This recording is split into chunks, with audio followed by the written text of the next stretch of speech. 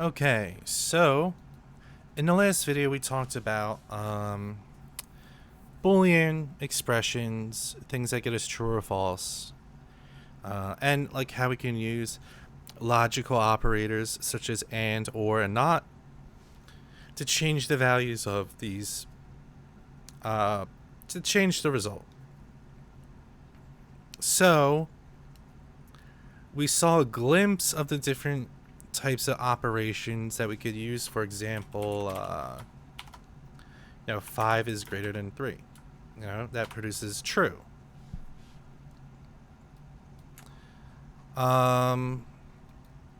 So what are other things we could do? Well, we could say 5 is greater than or equal to 3. That's another type of Boolean operation or relational operator we could use. That will even produce a true when it's 3, because 3 is definitely greater than or equal to 3. Without the equal sign there, we get false. Just like in a regular math class. Of course, we could also use less than. 3 is not less than 3. We can also do less than or equal to, which is true. And if I make it a 2, it's true, even without the equal sign. So we have greater than, less than, and greater than or equal to, less than or equal to. We also have this double equal sign. What this does is it checks whether or not the two values are the same. So just be careful. It's not like using a single equal sign. A single equal sign is what's called an assignment. That would be like saying, I'm assigning 2 to value of 3, which doesn't really make sense. Two equal signs is asking the question, is 2 equal to 3?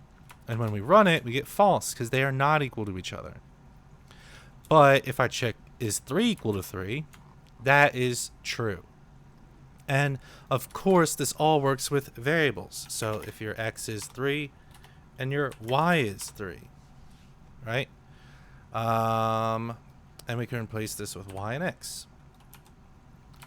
So we can, use variables instead of literal numbers, and we will get the same results. Another thing that we could check is if they are not equal to each other. And you say that by using the exclamation mark and an equal sign. So is x not equal to y? That's true because 3 is not equal to 2. But if I change it so that they are the same value, 2, it's false because x is not equal to y is a false statement because they are equal to each other. And of course, we could always, put the not in front of it to get true. Like use the logical operators in the same way we have been using them. You can also compare, like Boolean values. So, are these two the same? Not Boolean values, floats. Float to an integer. Are these two things the same? Yes, they are. 2 is the same thing as 2.0. So Python is smart enough to recognize that.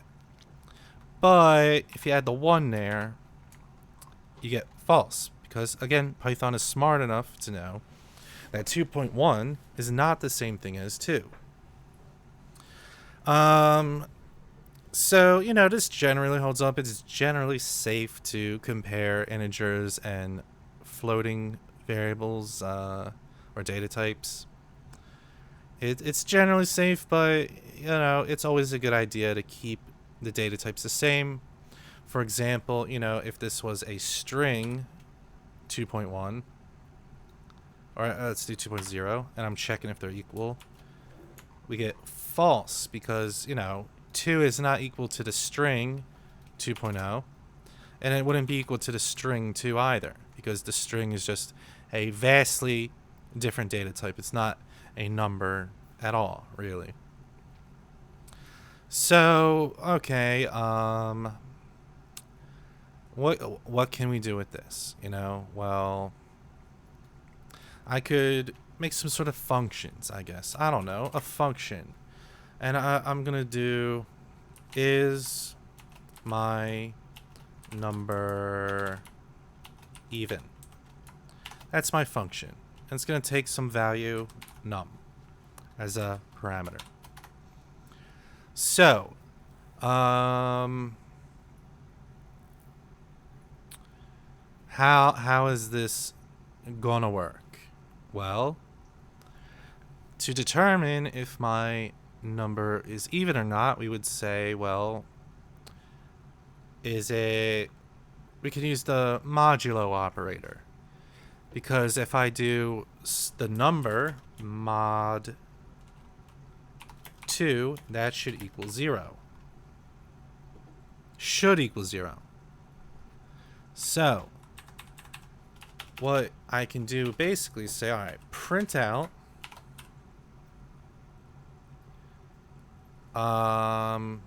okay, the number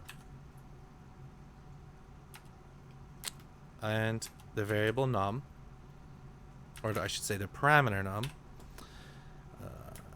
is